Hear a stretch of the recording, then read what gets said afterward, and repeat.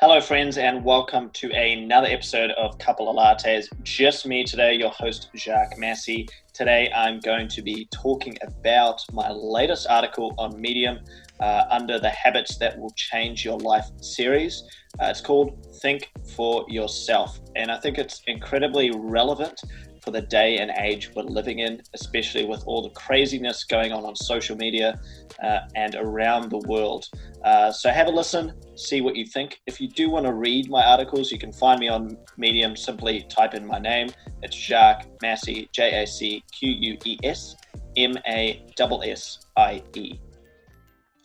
Hello, friends. I hope you are enjoying the podcast. I promise we're going to get straight back to it.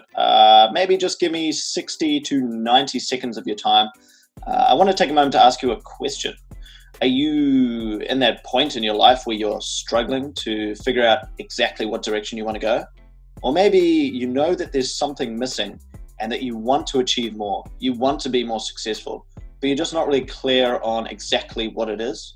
You've read all the books, you've watched all the docos, you listen to all the podcasts, you've got your little routine going, but still there's something missing.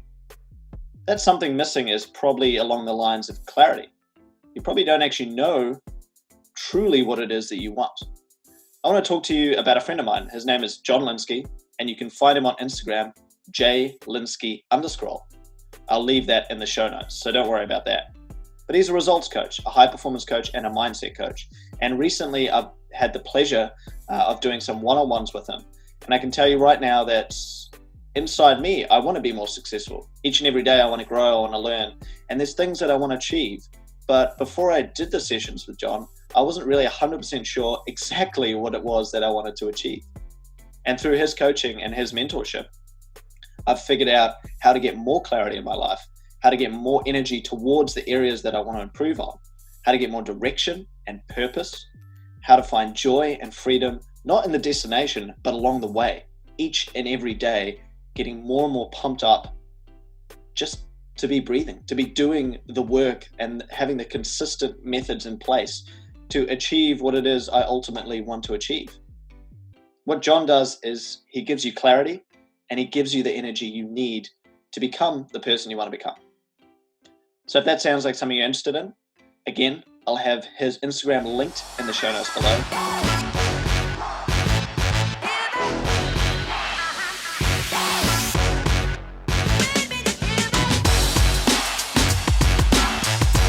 So, think for yourself. This is the third installment in the Habits That Will Change Your Life series. Think for yourself, or others will think for you without thinking of you. That's a quote by Henry David Thoreau. And think about that for a second. It makes sense, doesn't it? We tend to find it easier in our lives to be the sheep, to follow other people, to allow others to make the decisions for us. But quite often, if we don't allow ourselves to simply sit and think about a situation, think about an action before we take it, before we simply react, often we're just doing things for others and we're not actually serving ourselves or the people that we love, the people around us in any way. In fact, we're probably affecting them in a really negative way with negative outcomes. Anyway, let's dive into the article itself. So we have forgotten how to think for ourselves. The world is too busy and the departure of religion has left us lacking direction, giving us a false idea that in order to be successful in such a world, we must outpace the speed of others or align ourselves to just one ideology. The result of these macro developments, combined with the parabolic rise of social media, has rendered individuals unable or unwilling to think for themselves. More and more young people are flocking to maddening crowds, far left and right of center, without stopping to think, what is it they truly believe in? I would wager that most wouldn't be able to tell you what their group truly stands for, let alone what they stand for as an individual.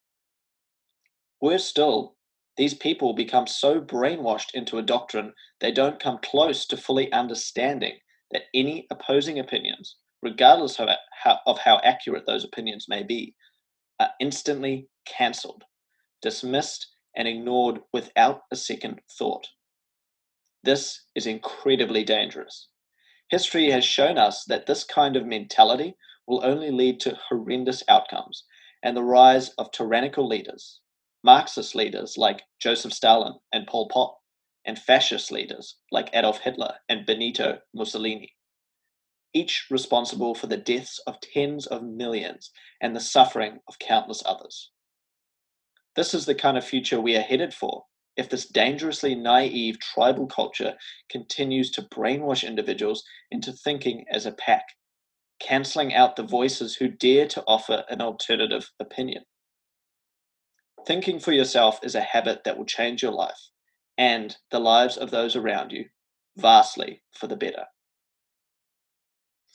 Why thinking for yourself is a life-changing habit.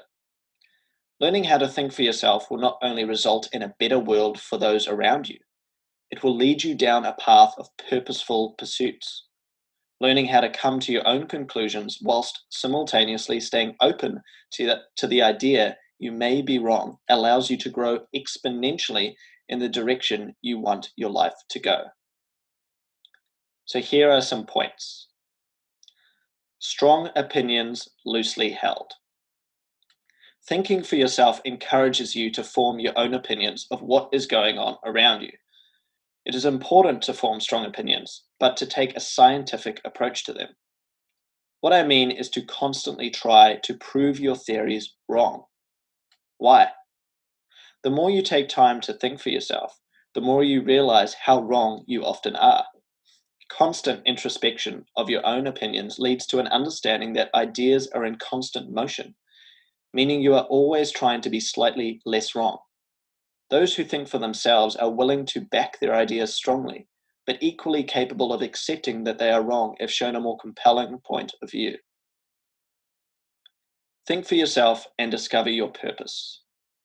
If we are constantly trying to fit in with the latest influencer trends on Instagram, TikTok, or whatever the latest social media platform may be, how will we ever find time to consider what we want out of our life? Ancient philosophers like Aristotle, Marcus Aurelius, and Plato would hide away for hours, days, or weeks to think deeply about their reasons. They may not have had 1 million followers on Instagram, but they formulated purposeful ideas which millions apply in their lives today, approximately 2,000 years after their deaths. Allowing yourself to come to your own conclusions about a topic rather than blindly following the crowds will enable you to live a more rewarding, purposeful life. In doing so, you will impact those within your sphere of influence in an overwhelmingly positive way. You will stop doing the shit you hate. Self-introspection will inevitably lead to questions along the lines of, why do I keep saying yes to the things I don't want to do? The more you question your day-to-day actions, the more streamlined your life becomes. This results in more time spent pursuing the things you love and less time wasted on miserable activities. More time associating with the people who support you and less time spent with the people who make you feel like shit. And more time in a beautiful state as opposed to a suffering state. Thinking for yourself keeps you accountable. Accountability is sadly lacking in the West, replaced with an insatiable need for the world to fix our problems. Entitlement gets you nowhere, but deeper into a hole of misery. When we choose to think for ourselves, we are also choosing to take accountability for how we show up to the world. Accountability is powerful.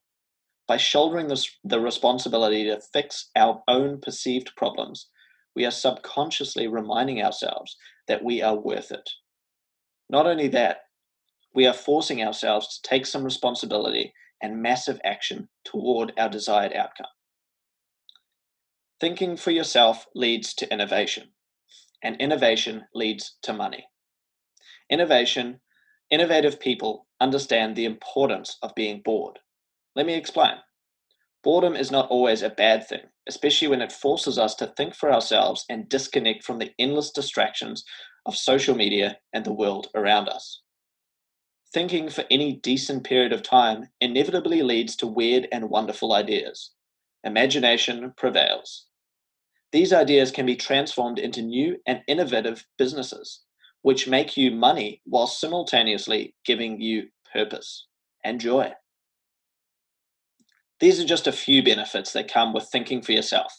The list is extensive, affecting those in your circle of influence in the same positive way. So now for some tips to get you thinking for yourself. These are some of the habits that I have integrated into my own personal life. I hope they serve to generate your own thoughts and opinions, but more importantly, they keep your mind open and excited to understand the views of others. Number one is to build a set of just principles. What guides your decisions and actions in life? Honest question. Most of you probably don't have a definitive answer. That's okay. Neither did I just a few years ago. Principles are a set of beliefs which you choose to live by regardless of how challenging a situation may be. For more on principles, I highly recommend you read Principles by Ray Dalio or watch the short video on YouTube. I'll link those in the description below. Then take time to think through what really matters to you. Formulate a series of just principles that you can look to for guidance throughout your life. You can add more principles as life goes on.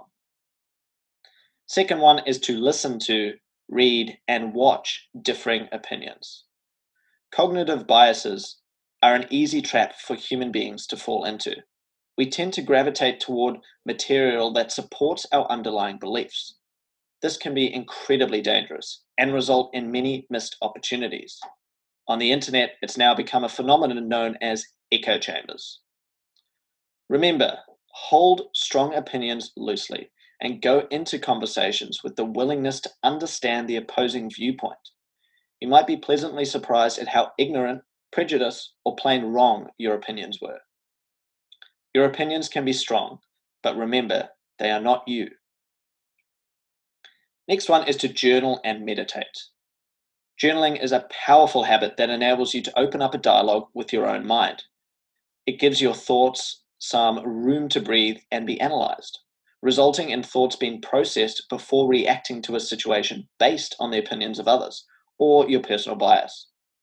Meditation is a way of refocusing your attention on the present, but also a handy tool that encourages altruism, the ability to think outside of your own self-interest.